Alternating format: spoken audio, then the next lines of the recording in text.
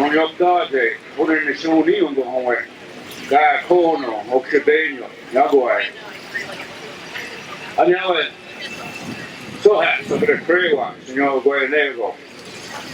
And the kids up to dog, but the anciano Guidonio. I love my family. I want to thank everybody for being here for this rally. I want to get one thing straight that most of us are not Americans. We're not American Indians. We're not North American Indians. We are sovereign nations here.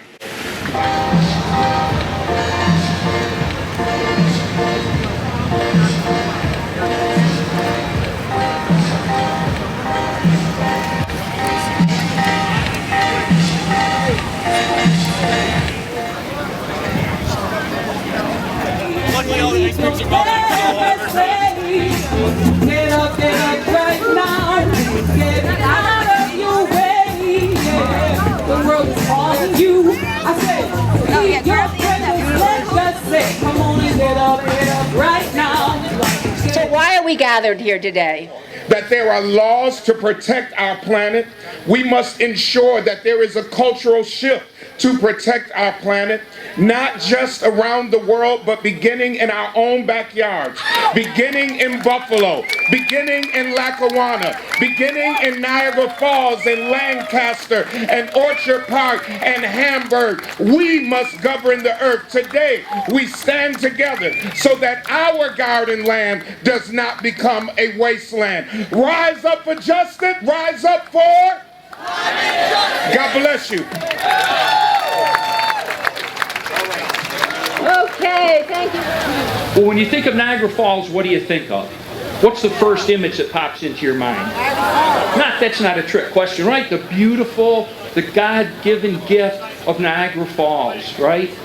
Of fresh water, of beautiful aesthetics, of the potential for clean, green hydropower, right? But now here's the trickier part of the question. Think a little bit longer. What do you think about when you think about Niagara Falls? What's the other image that pops into your mind? Love Canal, right? Okay? Love Canal. Don't ever let somebody tell you, especially a politician, that you got to make a choice between the economy and the environment. Because as mayor of the city of Niagara Falls, I can tell you in no uncertain terms, if you screw up the environment, boy, will you screw up the economy of your city, of your state, of your country, of our world.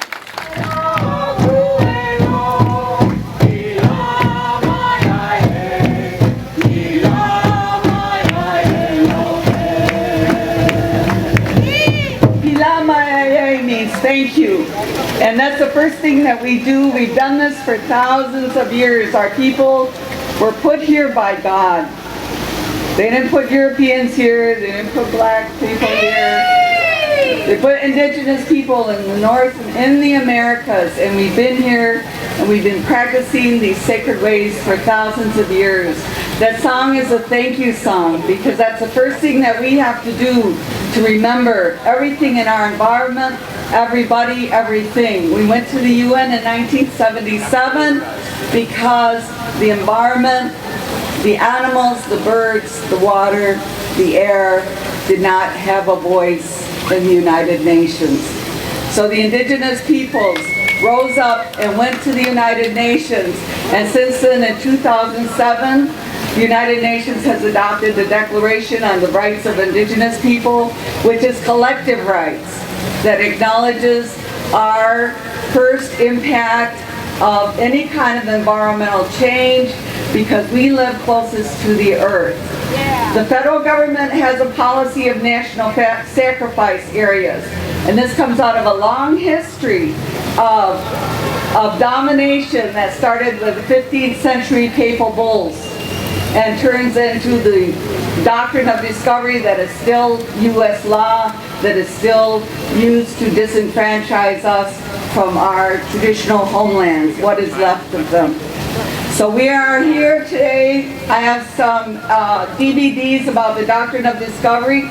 We have a newspaper that the Catholic Reporter had put in out a couple weeks ago. It's an 8-page insert that explains the doctrine of discovery. It's over there with Audrey. I want to thank Audrey and Jim Mang for getting those newspapers to us. Thanks a lot. And for getting the article actually written, because for many times we're invisible in this society. And that is so true today as the Pope spoke hours after he signed the sainthood of mass murderer of California Indian people. Juniper was given his sainthood today. And the Indian people in California have been protesting this for a very, very long time. We may have lost that battle, but we're not going to give up on it.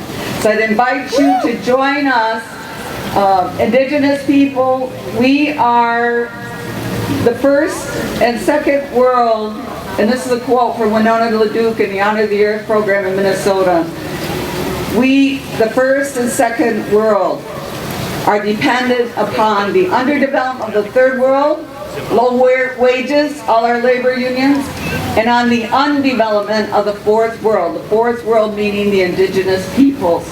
We have uranium coming out of the southwest, yet most of the people, indigenous people in the southwest, have no running water.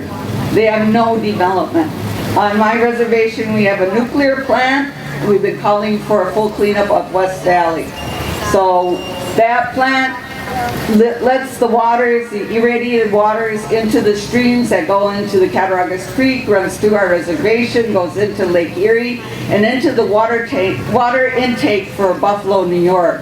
So this is something everybody has to be concerned about, is clean water. We're all drinking irradiated water. So we've been trying to get full cleanup of the nuclear waste at West Valley. And finally, I'd like to thank the Gahatiko Drum for coming today and sharing with them. The songs that we sing are sacred songs. They've been sung for thousands of years. And I'd just like to thank everybody for being here and not to give up on our Mother Earth.